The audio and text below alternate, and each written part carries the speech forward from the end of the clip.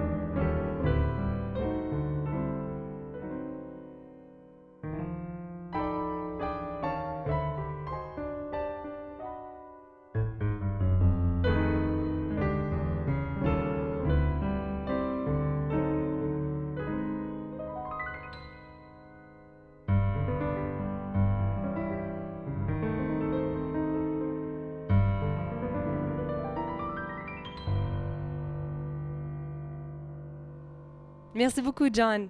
Bonjour, ça fait plaisir, Bon, merci. bonjour à vous aussi. Bonjour. Euh, me- Merci d'être avec nous aujourd'hui à Solo Solidaire. On a quelques questions pour vous. Donc, vous avez commencé avec une pièce de Duke Ellington Oui. et Wynton Marsalis, un trompettiste très populaire, mentionne que Duke Ellington, c'est le plus grand compositeur de jazz ever.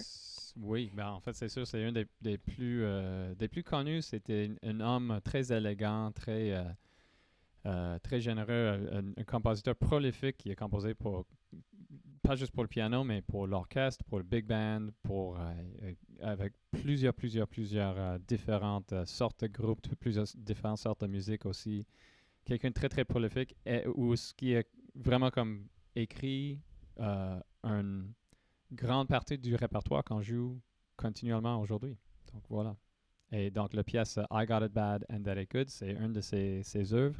Le plus connu, je dirais, il y a des belles paroles là-dessus. Et c'est toujours un hit, même quasiment 100 ans plus tard. D'accord, donc c'est un artiste qui a une grande influence sur vous, considérant que vous avez commencé avec une pièce de Duke Ellington. Oui, oui.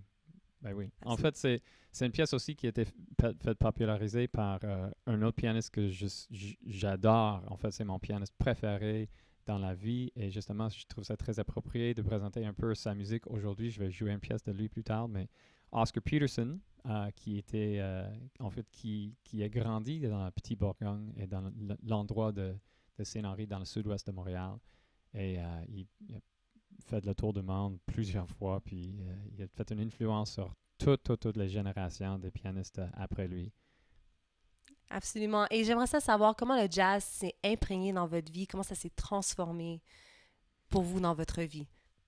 Mais moi, j'étais introduit au jazz par juste vraiment changer les mélodies et changer la musique dans les pièces que j'ai jouées. Donc, j'ai commencé avec les cours de piano très, très jeune. J'ai pris les cours de classique comme tout le monde. Puis à un moment donné, j'ai commencé à jouer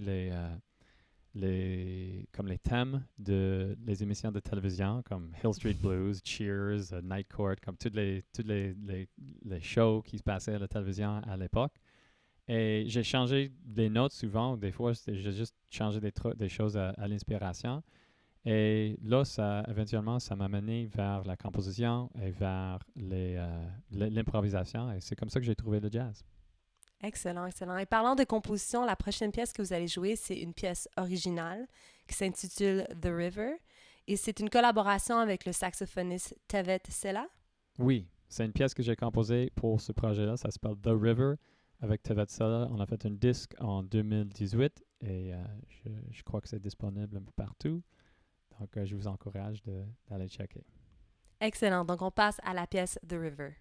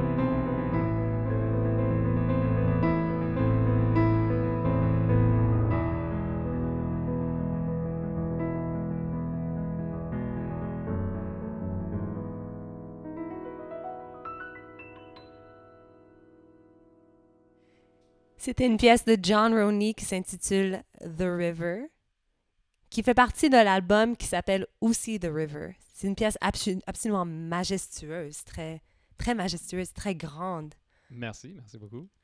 L'album est absolument excellent et on remarque que sur l'album, il y a des titres tels que Watershed, Dream in Blue, Calm Flat Sea, tous des titres qui sont relatifs à l'eau, si je ne me trompe pas. Ouais, Donc, voilà. j'aimerais savoir un peu plus de le processus créatif derrière cet album-là, qui est en collaboration avec Tevet Silla. Ben effectivement, c'est juste un mélange de toutes les couleurs qui nous intéressent. On voulait chercher une thématique de l'eau. Effectivement, on vit sur l'île de Montréal. Il y a comme un fleuve à côté de nous. Il y a beaucoup de poésie possible avec la thématique de l'eau, avec un fleuve, qui est effectivement comme l'inspiration qui nous amène, ou comme d'être dans le moment aussi, dans l'improvisation. C'est aussi une autre thématique poétique qui revient assez souvent dans la musique. Mais effectivement, c'est juste un mélange de nos couleurs musicales différentes, comme vous pouvez témoigner avec cette pièce-là. C'est un peu plus inspiré par le côté classique. Moi, j'ai comme une fondation en classique. Tevet, il y a beaucoup de couleurs différentes de Moyen-Orient, de l'Est, des épices, de musique arabe aussi. C'est très, très intéressant. Donc, de combiner ça avec comme une sensibilité plus comme de Amérique du Nord, un peu plus de l'Ouest, avec la musique classique, et la musique jazz et swing et tout ça. Écoute, c'était un projet vraiment, vraiment inspirant pour moi. Et je trouve Tevet, c'est un excellent partenaire dans ce projet-là. Super, super. Et vous avez aussi un album qui s'intitule Saint-Henri. Oui.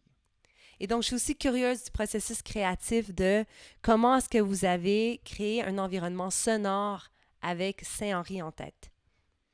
Bien, effectivement, c'était une gang d'amis qui vivaient tout dans le coin. C'est un bassiste de Montréal, un bassiste de Moncton, Rémi-Jean Leblanc, qui est un très bon bassiste très doué. Et aussi, c'est juste par hasard, Rémi-Jean habitait comme à 2 coins de rue de chez moi. Et le troisième membre, un super batteur français qui vit présentement à Paris, mais il s'appelle Damien Schmitt. Ça donnait aussi qu'il vivait à comme triangulaire, comme à 2 coins de rue de nous deux, de Rémi-Jean et de moi. Donc, je voulais faire un projet absolument avec ces 2 hommes-là, et mes 2 amis. Et c'est ça que ça donnait. Et en fait, on joue un peu de musique ancienne, comme un peu de musique que j'avais composée depuis longtemps, mais avec une nouvelle épice, avec quelque chose de nouvel dans la musique. Et aussi, on a revisité une pièce de Oscar Peterson, justement, qui vient du coin, pour le revisiter. Et donc, en fait, si vous me permettez, je vais peut-être jouer ce morceau pour vous maintenant, mais dans une autre version que l'album. On vous le permet. Donc, ça s'appelle Place Saint-Henri. Ça se trouve dans le Canadiana Suite de Oscar Peterson. Et c'est un grand plaisir à jouer pour vous.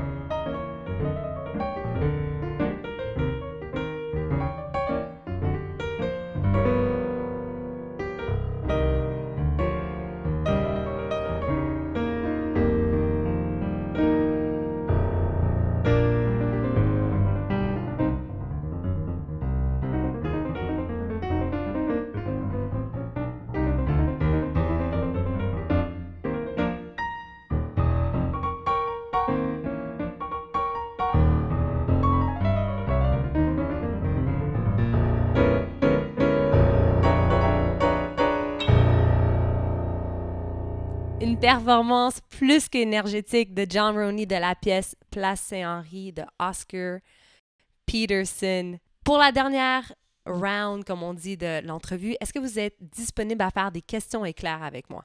Ben oui. Super, on y Toujours va? prêt. Oui. Super. Ton standard jazz préféré? C'est impossible, c'est difficile. Je dirais These Foolish Things. C'est juste tellement cute, comme c'est mignon avec les paroles et tout ça. J'adore cette pièce-là. Excellent. Ton ou ta pianiste préférée au Québec? Au Québec, j'ai déjà dit Oscar Peterson. Si devrait être quelqu'un vivant, je dirais Oliver Jones. Voilà. Super, des bons choix. Ton accord préféré? Mon accord préféré, Est-ce qu'on peut l'entendre aussi? Citation de Spinal Tap, je dirais Ré mineur, c'est le plus triste de tous les accords. Non, je dirais si bémol suspendu. Est-ce qu'on peut l'entendre, si bémol suspendu? Ah, c'est super, ouais. C'est bon, hein? C'est quand on attend la chanteuse qui monte sur scène, c'est ça? Exactement. Quand t'es pas passionné de la musique, tu es passionné de? Skateboarding, j'adore. Je peux écouter des vidéos de skateboard la journée longue.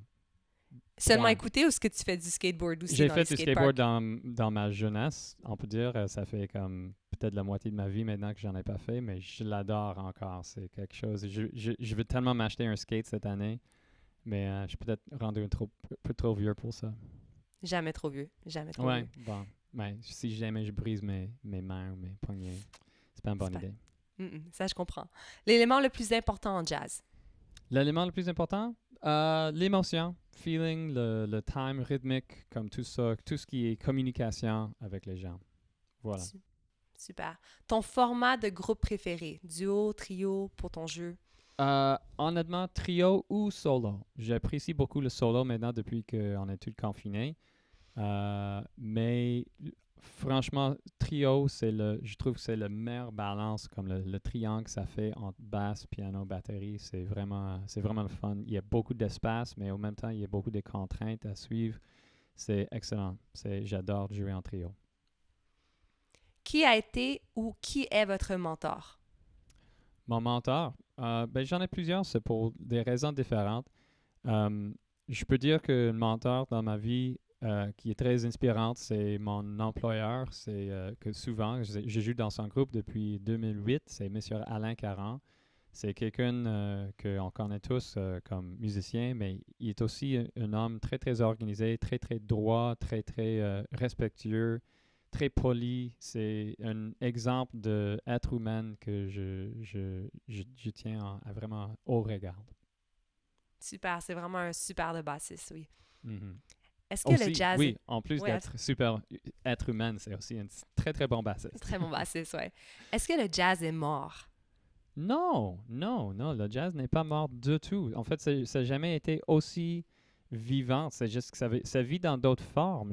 Si vous écoutez des jeunes, des petits jeunes qui viennent de tous les coins du monde, de Azerbaïdjan, de l'Est de l'Europe, de la Russie, de Cuba, de Amérique du Sud, de l'Afrique du Sud, c'est tous les coins de la planète. Et ils viennent avec leur propre musique ou leur richesse de culture qui emploient comme l'improvisation et les éléments de jazz, la rythmique, les harmonies et tout ça. Effectivement, c'est la musique créative plus que juste que du jazz pur. Et si on le voit comme ça, mais ça va toujours exister, la musique créative. Et les gens n'ont jamais été aussi créatifs qu'aujourd'hui. Super. Et quel est ton pouvoir magique, ton superpower? Oh, ça, je peux jamais dévoiler. Oh. Et la meilleure façon d'acheter ta musique? Vous pouvez online, j'imagine. Je suis le pire vendeur de ma musique. J'imagine que c'est disponible un peu partout. Je crois que l'album... pour l'album de Tevet, si vous allez sur le site de tevetsela.com, c'est sûr que ça se trouve là-dessus. Tevet est beaucoup plus business que moi. Mais une simple recherche sur iTunes ou à tous les autres réseaux, je pense que c'est assez disponible. Mais pour les précisions, désolé, je suis le pire vendeur de ma musique. Ça fonctionne. Merci beaucoup, John, d'être avec nous aujourd'hui. Ce fut vraiment super de belles expériences de t'entendre jouer, de t'entendre parler de tes idées et tout. Donc, on apprécie vraiment ta présence aujourd'hui avec nous à Solo Solidaire. Merci, ça fait du bien. Merci beaucoup. Merci. On va se laisser sur une dernière chanson. Ben oui. Not je vais While I'm jouer... Around. Oui, c'est une pièce qui vient du comédie musical Sweeney Todd. C'est un super film de ça avec Johnny Depp que j'ai écouté dernièrement. Écoute, c'est un moment dans le film où est-ce que le petit garçon, il se rend compte qu'il y a de quoi qui se passe mal avec sa famille adoptive. En fait, il découvre que le caractère principal, Sweeney Todd, en fait, c'est un grand meurtrier. Et donc, si je prends une métaphore ou une expression de la langue anglaise, a wolf in sheep's clothing. Il découvre en fait qu'il y a des méchants et des gens qui veulent lui faire du mal proches à lui. Et donc, c'est le moment de découvrir. Mais c'est aussi une très, très belle berceuse de protection. Et donc, je dédie ça à ma fille, que j'ai pris soin de elle pendant tout le confinement. Et donc, je le souhaite, je vais prendre soin d'elle. Ça dit, No one's gonna harm you, not while I'm around.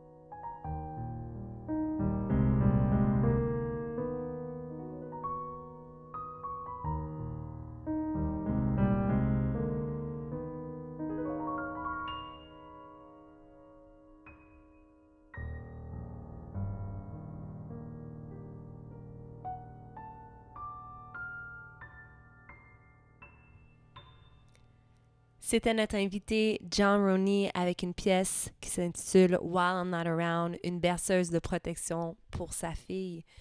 John, merci encore d'être avec nous aujourd'hui. Ça fait plaisir, merci. Et mesdames et messieurs, on aimerait vous rappeler que nous amassons des fonds pour Desta Black Youth Network. Donc, si vous nous écoutez sur Facebook, à tout moment encore maintenant, vous pouvez faire un don en cliquant sur le bouton ci-dessous. Juste right here. Cliquez ici. Et si vous désirez en connaître plus sur Desta, on vous invite à visiter leur site web pour avoir plus d'informations sur leurs programmes et leurs ateliers qu'ils offrent gratuitement habituellement à la population noire de Montréal. Voici ce qui conclut notre épisode d'aujourd'hui. Merci d'avoir été avec nous. Mon nom est Sarah MK, notre invité d'aujourd'hui, John Roney, et à la prochaine.